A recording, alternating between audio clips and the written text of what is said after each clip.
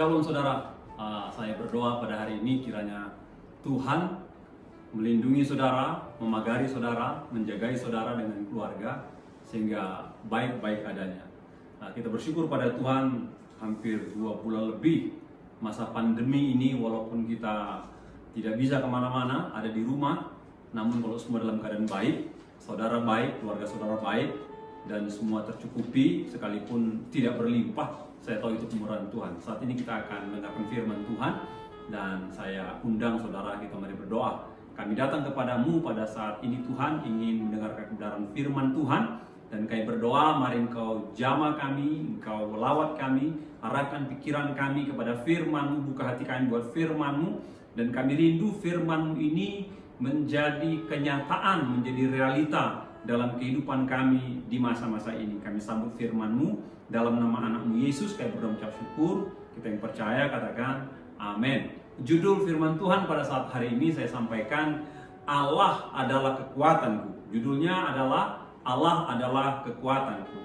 Mazmur 84 ayatnya yang ke-5.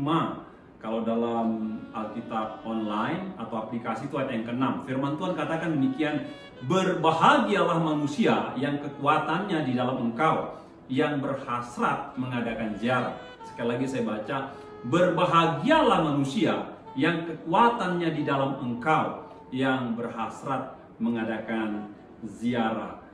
Mengapa pemazmur katakan bahwa berbahagialah manusia yang kekuatannya di dalam Tuhan? Karena saudara, ketika saya pelajari di Alkitab, ada beberapa kebenaran yang menjelaskan Allah itu sebagai kekuatan kita.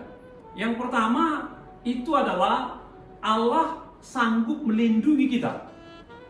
Mengapa dikatakan Allah itu adalah kekuatan? Karena yang pertama, Allah sanggup melindungi kita. Ada berbagai macam perumpamaan tentang perlindungan Allah kepada orang percaya dalam kitab Mazmur. Yang pertama itu dalam Mazmur 59 ayat 17 dikatakan, ya kekuatanku, bagimu aku mau bermazmur, sebab Allah adalah kota bentengku. Pertama dikatakan, Allah dikatakan kekuatan karena dia sanggup melindungi. Dalam gambaran apa perlindungan Tuhan? Dikatakan dia ibarat kota benteng.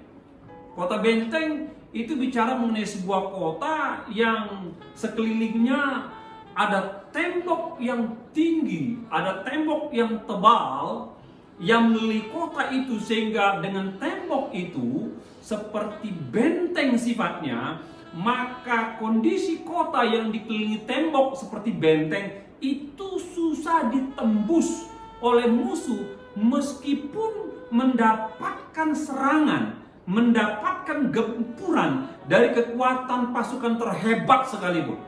Jadi ketika sebuah kota ada tembok yang seperti benteng, maka dia susah ditembus, dia susah dikalahkan, dia susah ditaklukkan. Dan Alkitab pakai gambaran ini dalam kehidupan orang percaya. Alkitab katakan Allah itu kekuatan kita.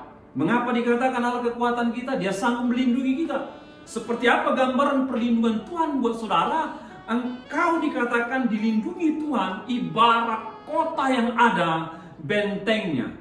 Kalau saya mau simpulkan Bapak Ibu, Allah adalah kekuatan kita. Dia seperti kota benteng bagi kita. Meski banyak serangan, meski banyak gempuran yang menyerang hidup Anda, apabila Allah menjadi kota benteng Anda, maka Anda akan terlindungi. Meski, perhatikan, meski ada banyak serangan yang menghantam hidupmu, meski ada banyak pasukan di luar sana yang coba mengganggu engkau, tapi kita katakan engkau akan tetap aman, engkau akan tetap kuat, bukan karena kekuatanmu, kita katakan, namun karena kekuatan Allah yang memagari kehidupanmu, sehingga engkau bisa kuat dalam menjalani kehidupan.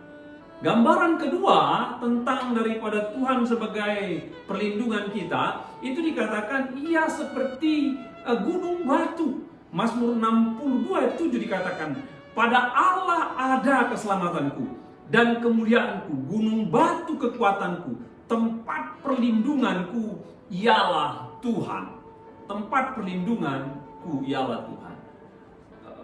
Gunung batu. Waktu saya punya kesempatan oleh anugerah Tuhan berkunjung ke Israel dan masuk dari Yordan dan keluar dari Mesir, kadang-kadang masuk dari Mesir keluar dari Yordan. Sepanjang perjalanan Bapak Ibu, kami menikmati gunung batu, benar-benar gunung itu terbuat dari batu. Dan ketika saya lihat ada gunung terbuat dari batu, saya ingat Alkitab tentang Amsal. Dan ketika saya pelajari konteksnya mengapa para pemazmur mengatakan bahwa Allah tempat perlindungan seperti gunung batu, rupanya Bapak Ibu, di padang gurun itu kalau datang badai yang besar menghantam padang gurun, maka akan ada kepulan debu yang cukup besar. Dan ini bisa membunuh makhluk hidup, bisa menimbun makhluk hidup.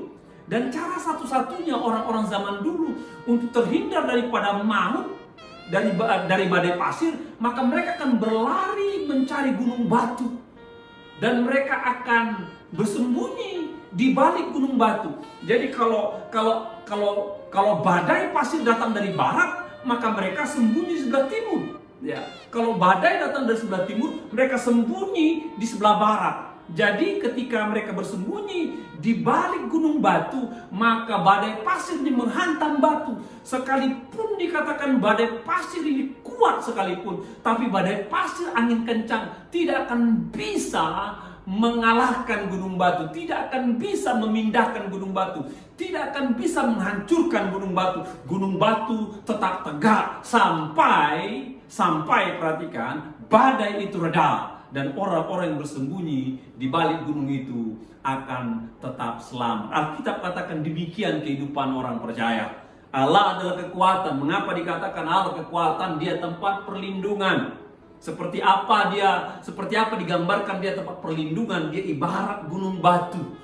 Ketika ada badai menerpa orang-orang yang bersembunyi di balik gunung batu, orang-orang itu akan selamat. Karena apa? Yang melindungi dia, di depan dia ada gunung yang besar lebih tinggi, dan gunung ini tidak bisa dikalahkan, tidak bisa dihancurkan, tidak bisa digeserkan sejengkal pun oleh badai gurun pasir. Yang ada adalah gurun pasir reda dan gunung batu tetap tinggi. Saya tidak tahu apa yang menjadi badai kehidupan saudara. Saya tidak tahu apa yang menghantam kehidupan saudara. Saya tidak tahu bagaimana kondisi tiupan angin kencang dalam hidup saudara, keluarga saudara, bisnis saudara, pelayanan saudara. Tapi Alkitab katakan, ingat, kita punya Allah yang merupakan kekuatan. Selama engkau berlindung pada Tuhan, maka engkau akan dilindungi, engkau akan ditudungi, engkau akan dibentengi. Maka kekuatan angin badai sekalipun tidak akan bisa menyentuh engkau. Yang ada adalah badai itu akan berlalu, gunung batu akan tegak, dan kita mendapatkan keselamatan yang daripada Allah. Kebenaran kedua daripada Allah adalah kekuatan. Itu dikatakan bahwa dia sanggup membela, melepaskan kita. Yang pertama, dia melindungi kita. Melindungi ibarat kota benteng, ibarat gunung batu.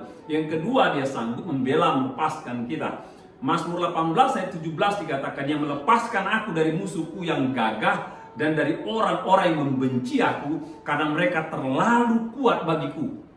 Sekali lagi saya baca, yang melepaskan aku dari musuhku yang gagah dan dari orang-orang yang membenci aku, karena mereka terlalu kuat bagiku. Terlalu kuat bagiku. Mazmur ini menceritakan Bapak Ibu, ada kalanya hidupnya itu diserang oleh musuh, diperangi oleh musuh. Salah satu contoh adalah Raja Daud. Raja Daud dalam kehidupannya sering menghadapi serangan, sering menghadapi gempuran, sering menghadapi ancaman.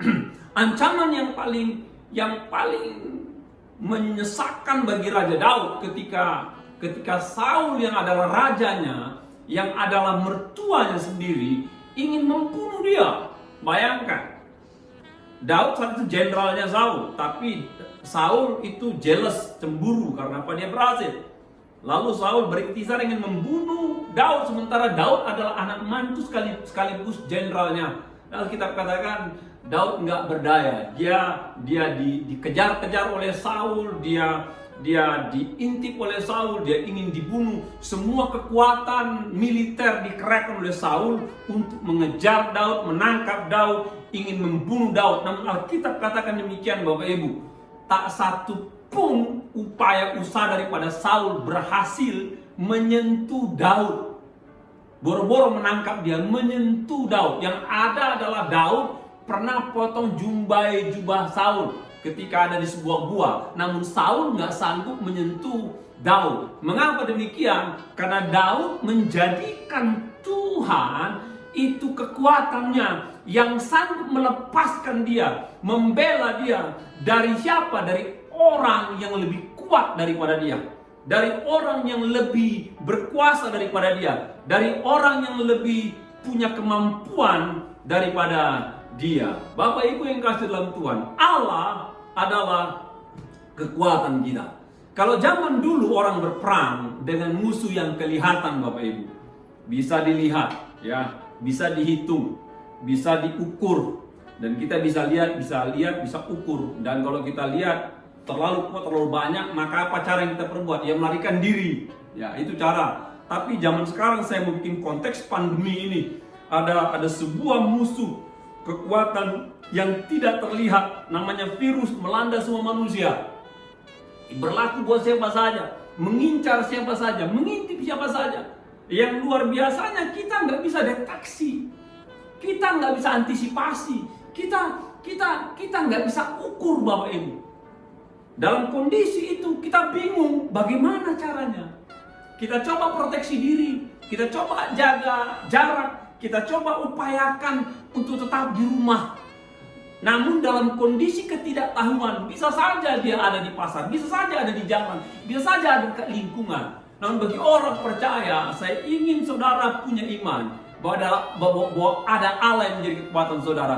Dia pasti bela saudara, dia pasti lepaskan saudara dari semua ancaman-ancaman yang sedang mengintip engkau. Yang ketiga dan terakhir, mengapa dikatakan Allah adalah kekuatan? Karena dia sanggup memberikan kekuatan bagi jiwa kita. Mazmur 138 ayat 3 dikatakan, pada hari aku berseru, engkau pun menjawab aku. Engkau menambahkan kekuatan dalam jiwaku. Engkau menambahkan kekuatan pada jiwaku. Allah adalah kekuatan. Mengapa dikatakan Allah kekuatan? Dia perlindungan. Allah adalah kekuatan. Mengapa dikatakan dia adalah kekuatan saudara? Karena dia sanggup melepaskan dan bela. Allah adalah kekuatan. Mengapa dikatakan dia Allah adalah kekuatan? Karena dia sanggup menambahkan kekuatan kepada jiwa saudara, kepada jiwa saudara. Posisi seperti apa hidup kita di mana kita butuhkan kekuatan dalam jiwa? Itu pertanyaannya. Posisi hidup seperti apa dalam hidup kita supaya kita membutuhkan kekuatan dalam jiwa? Jiwa itu bicara mental, Bapak Ibu.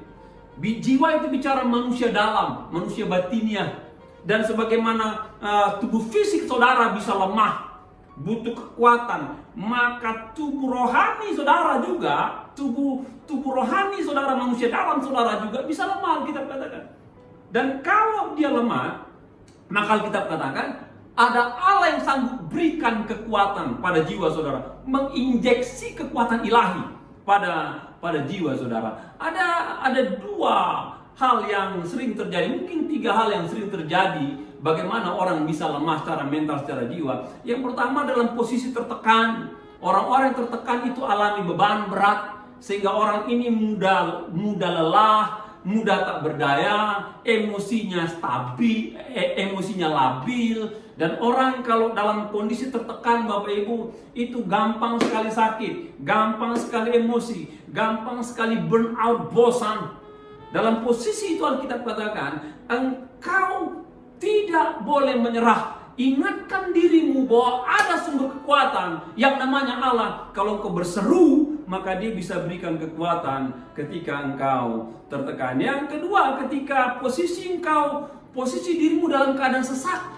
Ya, sesak adalah sebuah kondisi, kalau dikaitkan dengan tubuh fisik, kita susah menarik nafas, itu sesak. Kita susah menghirup udara, itu sesak. Mazmur 46 ayat 2 dikatakan Allah itu bagi kita tempat perlindungan dan kekuatan, sebagai penolong dalam kesesakan sangat terbukti. Sebagai penolong dalam kesesakan sangat terbukti. Jadi Bapak Ibu, kalau hidupmu sesak, Alkitab katakan berseru pada Tuhan. Sekalipun susah untuk menjalani hidup, susah untuk melangkah, susah untuk menghirup udara segar, susah untuk bergerak, ingatkan diri ada Allah sumber kekuatan yang siap menginjeksikan kekuatan ilahi supaya kuat jiwa saudara. Yang terakhir, bicara mental itu adalah dalam kekhawatiran dan dalam ketakutan. Apa yang menjadi kekhawatiran saudara, apa yang menjadi ketakutan saudara, itu bisa bikin kita lemah, itu bisa bikin kita goyah saudara, dan itu bisa bikin iman kita bisa labil.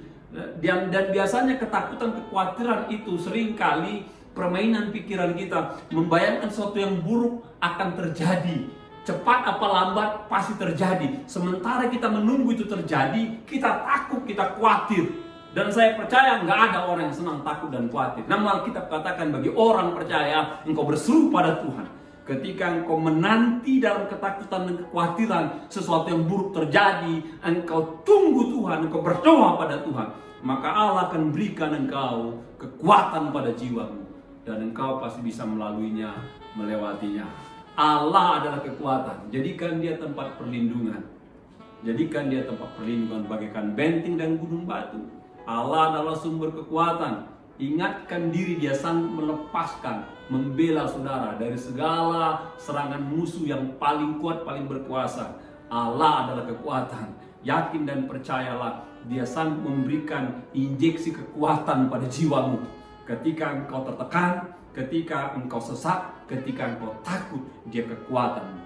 Kiranya Tuhan berkati kita semua. Mari kita berdoa, kami bersyukur pada Tuhan buat hari ini karena kami telah dengarkan firman-Mu, dan biarlah firman-Mu yang kami pegang, kami terapkan, kami aplikasikan. Apapun kondisi hari ini yang kami hadapi, kami tahu ada Allah sumber kekuatan kami. Dalam nama anak-Mu Yesus Kristus kami berucap syukur. Kita yang percaya katakan amin. Tuhan berkati kita semua saudara.